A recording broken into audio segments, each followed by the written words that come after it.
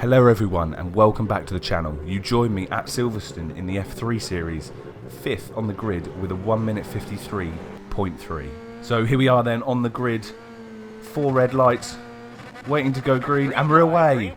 We get a decent start, no wheel spin really, as well as all the cars in front of us, so we're sticking to our 5th position.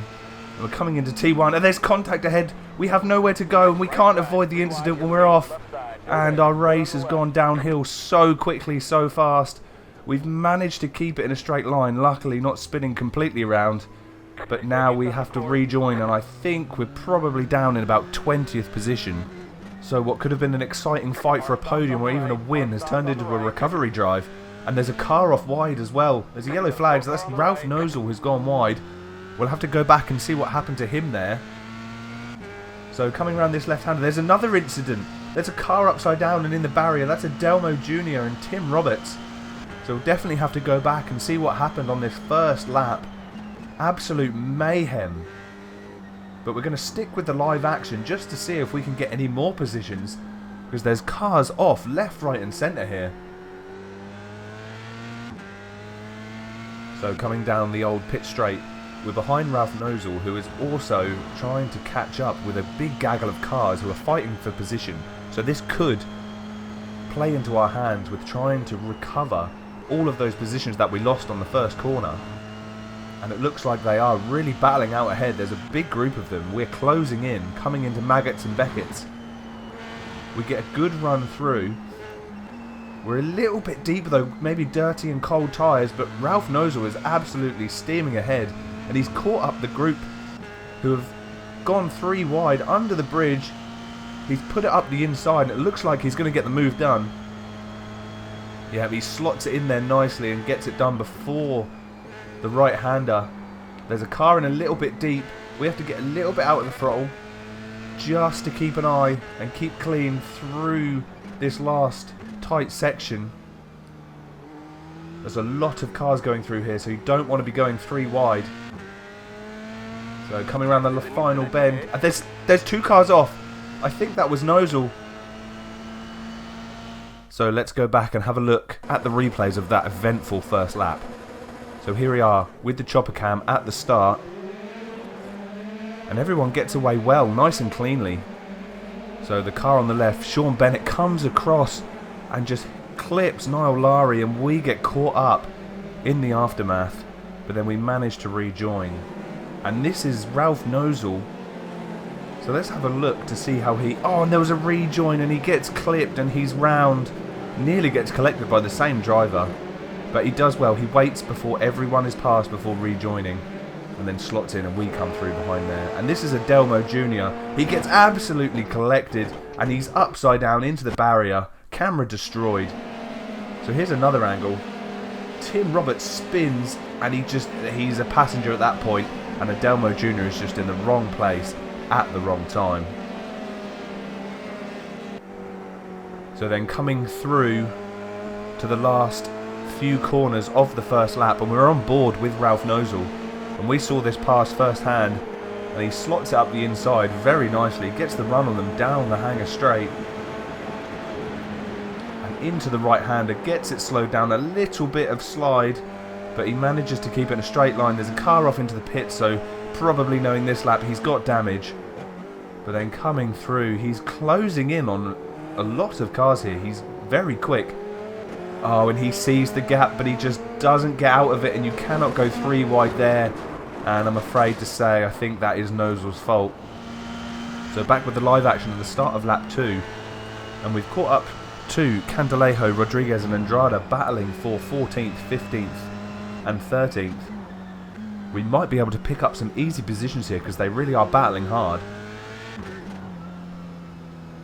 We're going to get up the inside of Candelejo. Can we make the move stick? He's on our right hand side and we stick to the inside, but we cut the corner a little bit. We get a 1x. I didn't want to go too wide just in case, but we've got the move done nonetheless. So jumping ahead a couple of laps to lap 4 in the same group of cars, and Tony Andrade is out on the right. He's off and he nearly comes back and collects us. But that gives us the run on Rodriguez. Can we stick it round the outside? No, he's up the inside, but we get the cut back And we're up the inside of Yaniselli, but we get a little bit of contact. I don't think there was, but we've got a 4x. That puts us on 11x already. This is starting to get into dangerous territory for the incident points. So having a look at the replay, yeah, Andrade is off, but we managed to avoid it and keep the speed, which gives us the run up the outside, but there isn't enough track to get it done. We get the cutback up the inside of Yaniselli and round the outside. There's a little touch there and another little touch there. Whether it was netcode or not, I'm not sure, but that looks like there was a tiny, tiny bit of contact. So carrying on with the live action on lap 4, and we are following Jorge Rodriguez, who is about a second ahead and has also set the fastest lap of a 1:53.4, and that's about 2/10 quicker than us. We're on a 53.6. So jumping ahead to lap 7 now, and we've managed to close the gap to Rodriguez to about half a second. There's an incident ahead. We're not sure. Oh, it's there. We managed to dodge it, but we get another 4x and a black flag with a drive-through penalty. That must have been netcode because I did not receive any damage whatsoever. We're still just behind Rodriguez, but let's go back and have a look. So there's a car in the middle of the track.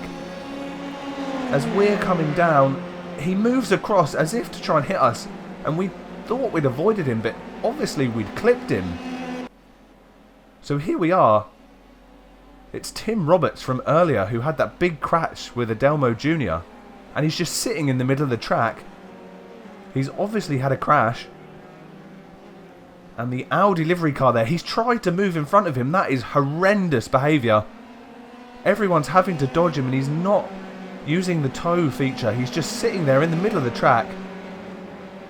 And it looks like he's tried to collect Rodriguez and we've tried to go the other way. But the netcode has said no and we've collected him. So coming through towards the pits, we're going to serve the penalty obviously immediately. We're going to get it slowed down, get the limiter on.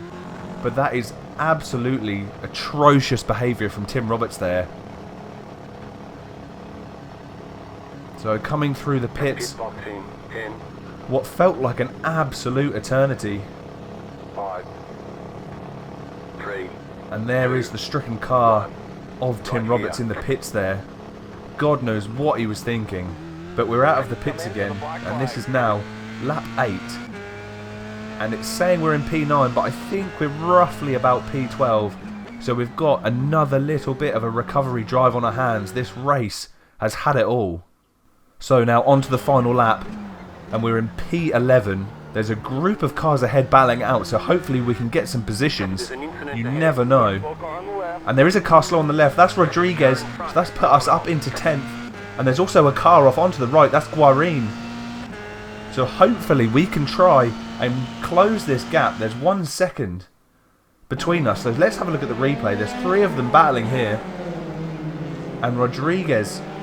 Oh, it's just Constantine is up. They have to slow down. And Rodriguez gets hit from behind from Guarin, who is now in front of us. And we're closing the gap 7/10 of a second coming into this left-hander. He's picked up some damage, so he is slow. He's clearly struggling. So hopefully we can get a run on him down the old straight. We're going to get into the slipstream. Line him up for a move up the inside. Take note, Hamilton and Verstappen. This is how you do it. Up the inside into the right-hander. And that should be that position locked in for us. So yeah, looking at the replay. Nice slipstream coming up the old straight. Up the inside in time for the corner. Get it slowed down. Try not to go wide and pick up a 1x. And that was P9 secured. Coming over the line to finish the race, and what a race it was. So confirmation there of finishing in P9. We lost 0.23 safety rating from all those incidents, which was rather unlucky, but we did gain 4 iRating, so not all was lost. If you did enjoy that video, please hit that like button, and to see more sim racing content, please subscribe down below. I'll see you in the next one.